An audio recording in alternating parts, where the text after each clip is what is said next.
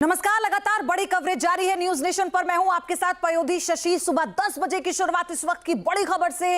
Israel ने तेल अवीव की ओर कई मिसाइलें दागी हैं। तो एक बार फिर से ये बड़ा अटैक किया गया है। तेल अवीव के आसमान में कई क्लस्टर बम दिखे हैं। आप देखिए, एक के बाद एक आपने देखा होगा कितना बड़ा अटैक है। आईडीएफ ने कई मिसाइलों को तो इंटरसेप्ट कर दिया, लेकिन क्लस्टर बमों का हमला जो है वो एयर डिफेंस सिस्टम हर जगह इंटरसेप्ट नहीं कर पा रहा है, उसे नाकाम नहीं कर पा रहा है। और ये जो क्लस्टर बम है चलता फिरता, आप देखिए कि मौत का पूरा जखीरा, मौत का सामान आसमान में आप जब देखेंगे, एक नहीं दो नहीं बल्कि कई क्लस्टर बमों से ये अटैक किया गया है तेल अवीव में। और यहाँ पर इससे पहले जो तस्वीर हमने आपको दिखाई थी उसमें कैसे क्लस्टर बम के अटैक के बाद रेस्क्यू किया जा रहा था, जो पूरे रिस्क जोन में आता है। अब ऐसे में एक बार फिर से तेल अवीव पर क्लस्टर बमों से ईरान ने ये बड़ा अटैक किया है।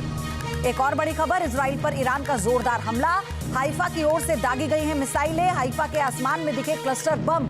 ईरान ने संवेदनशील इलाकों को निशाना बनाया। हाइफा में बंदरगाह पर भी ड्रोन से हमला किया गया। हाइफा में हमले के सायरन बज रहे हैं।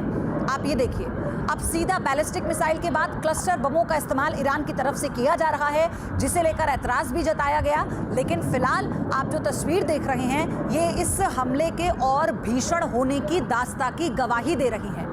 तो ईरान का ये जोरदार हमला है हाइफा पर। देखिए तस्वीर।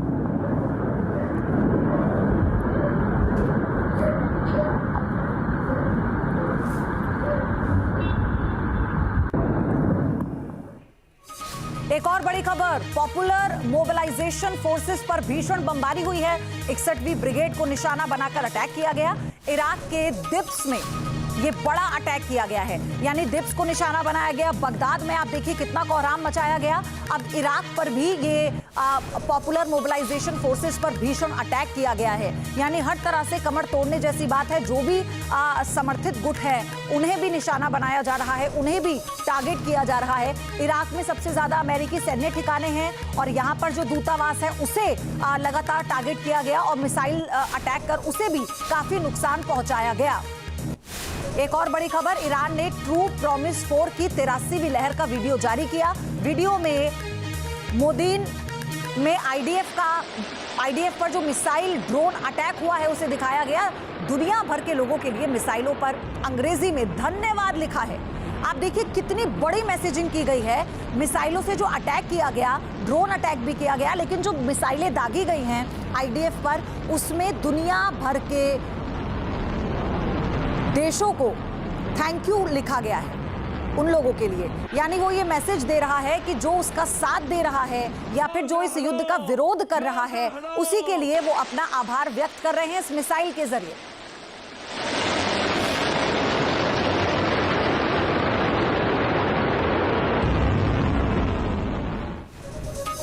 एक और बड़ी खबर, अमेरिकी विदेश मंत्री मार्को रूबियो का बड़ा बयान। ईरान अगर जिद छोड़े तो कल ही हॉर्मुज स्ट्रेट खुल जाएगा। मार्को रूबियो ये कह रहे हैं कि अगर वो अपनी जिद छोड़ दे तो कल ही हॉर्मुज स्ट्रेट खुल जाएगा। लेकिन आप ये सोचिए कि बातचीत की जब बात आ रही थी तो मार्को रूबियो को भी ऑन टेबल आने से मना कर दिया था ईरान ने। उसने कहा कि 2 बार पहले जो अमेरिका है वो विश्वासघात कर चुका है। ईरान अमेरिका पर विश्वास नहीं कर सकता, हमें विश्वसनीय लोगों से ही बात करनी है। अब ऐसे में मार्को रूबियो का ये बयान आता है कि ईरान अपनी जिद पर अड़ा हुआ है, क्योंकि वो डोनाल्ड ट्रंप की भाषा बोल रहे हैं। डोनाल्ड ट्रंप ने सेम चीज पोस्ट की थी और अब मार्को रूबियो ने कहा कि जब तक वो अपनी जिद नहीं छोड़ देते तब तक तो हॉर्मुज खुल नहीं पाएगा। लेकिन अगर कोई बातचीत हो जाती है या फिर वो अमेरिका की बात को मान लेते हैं तो फिर ये विकल्प बहुत आसान हो जाएगा। एक और बड़ी अपडेट, ईरान का इजराइल पर हमला लगातार जारी है। ईरान ने इजराइल के नियंत्रण वाले क्षेत्र में मिसाइलें दागी। फिलिस्तीन के कई इलाकों में भी ईरानी मिसाइलें दिखी हैं, यानी इजराइल के जो नियंत्रण वाले बॉर्डर एरिया है यहाँ पर भी अटैक किया जा रहा है ईरान की तरफ से। और जरा ये तस्वीर आप देखिए, सैकड़ों मिसाइलें आपको आसमान में नजर आएंगी और कैसे ये एक के बाद एक हिट करती हैं अपने टारगेट को। बादलों को चीरती हुई अपने टारगेट को हिट करने के लिए ये अपनी गति से आगे बढ़ रही है। तो इजराइल के जो नियंत्रण वाले क्षेत्र हैं उधर ये मिसाइलें दागी गई हैं, क्योंकि फिलिस्तीन के भी कई इलाके ऐसे हैं जहां पर उसका नियंत्रण है और ऐसे में उसे भी टारगेट पर ईरान की तरफ से लिया जा रहा है।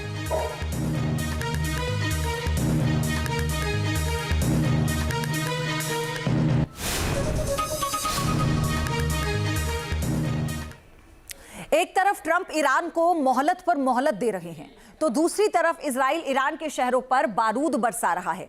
बीते 24 घंटे के अंदर इजराइल और अमेरिका ने ईरान के 9 शहरों पर हमले किए। ज्यादातर हमले IRGC के ठिकानों पर किए गए।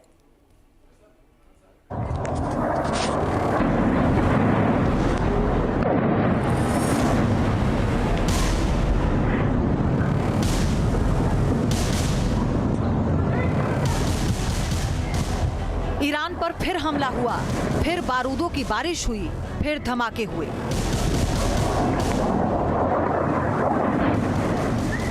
सिर्फ तेहरान नहीं, ईरान के 9 शहर निशाने पर रहे, लेकिन सबसे भीषण बमबारी तेहरान पर हुई। पिछले 24 घंटे के दौरान इजराइल के फाइटर जेट्स पूरे दिन और पूरी रात ईरान में चक्कर लगाते रहे। जहां भी मौका मिला बस बरसते रहे।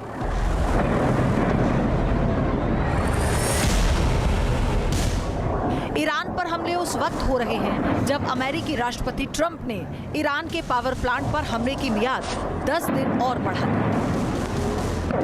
यानी 6 अप्रैल तक ईरान के किसी भी ऑयल इंफ्रास्ट्रक्चर और पावर प्लांट पर हमला नहीं होगा।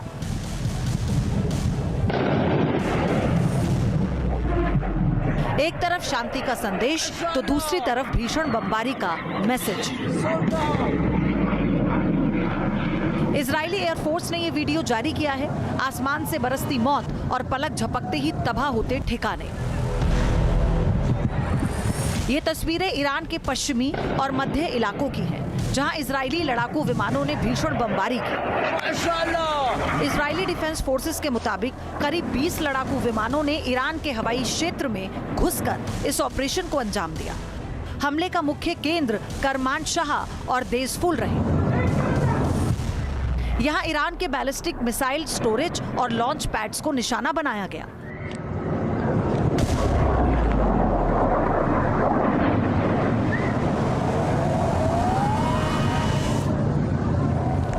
IDF का निशाना सीधा और साफ है। तेहरान इजरायली एयरफोर्स वायुसेना के ईरान के उस दिल पर चोट है जहां से मिसाइलें इजराइल की तरफ दागी जा रही हैं। इजरायली एयरफोर्स ने खुफिया जानकारी के आधार पर उन सटीक जगहों को चुना जहां घातक हथियारों का निर्माण होता है। इन हाईटेक विजुअल्स में देखिए, ये वो जगह है जहां ईरानी मिसाइल सिस्टम और मिसाइलें तैयार की जाती हैं। IDF ने अब तक ऐसे 1000 से ज्यादा ठिकानों को मलबे में बदल दिया है। जानकारों का कहना है कि इन हमलों से ईरान की मिसाइल टेक्नोलॉजी और भविष्य में हमला करने की क्षमता को गहरा धक्का लगा है। इजराइल ने हवा से ही इन्हें नेस्तनाबूद कर दिया है।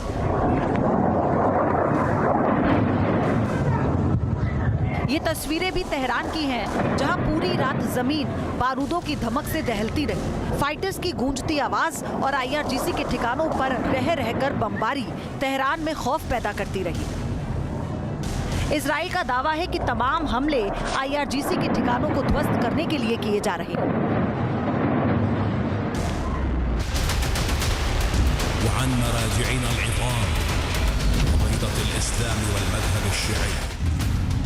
ये वीडियो तेहरान के कोहस्तान पाक का है, जहां पर निशाना बनाकर 2 मिसाइलें दागी गई। ये मिसाइलें कहां से आईं, किसी को नहीं पता। ये इजरायली फाइटर जेट से निकली हैं या अमेरिकी बेस से निशाना बनाया गया। IRGC ने इस पर प्रतिक्रिया नहीं दी है, लेकिन दावा है कि कोहस्तान पार्क में जहां ये मिसाइलें गिरी, भारी तबाही हुई।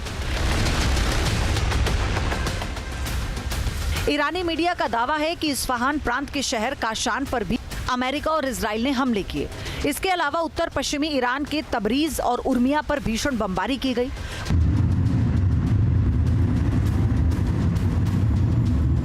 उधर लगातार हो रहे हमलों से ईरान घबराया हुआ है। ईरान ने अब टीवी पर आकर ऐलान किया कि तेहरान के लोगों को IRGC में भर्ती के लिए तैयार रहना चाहिए। इसमें कहा गया कि 12 साल से ज्यादा उम्र का कोई भी बच्चा हिस्सा ले सकता है।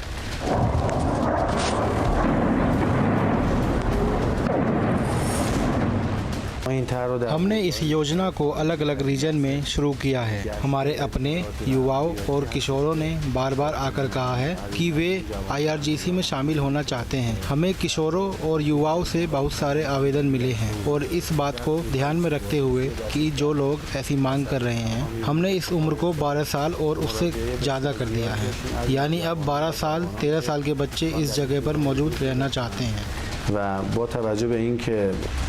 इजरायली हमले में IRGC को भारी नुकसान पहुंचा। IRGC के अंदर जवानों की भारी कमी हो गई क्योंकि इजराइल के ज्यादा हमले IRGC के इंफ्रास्ट्रक्चर पर हो रहे हैं। लिहाजा IRGC ने भर्ती अभियान शुरू कर दिया है ताकि अमेरिका और इजराइल का मुकाबला किया जा सके। Team news nation.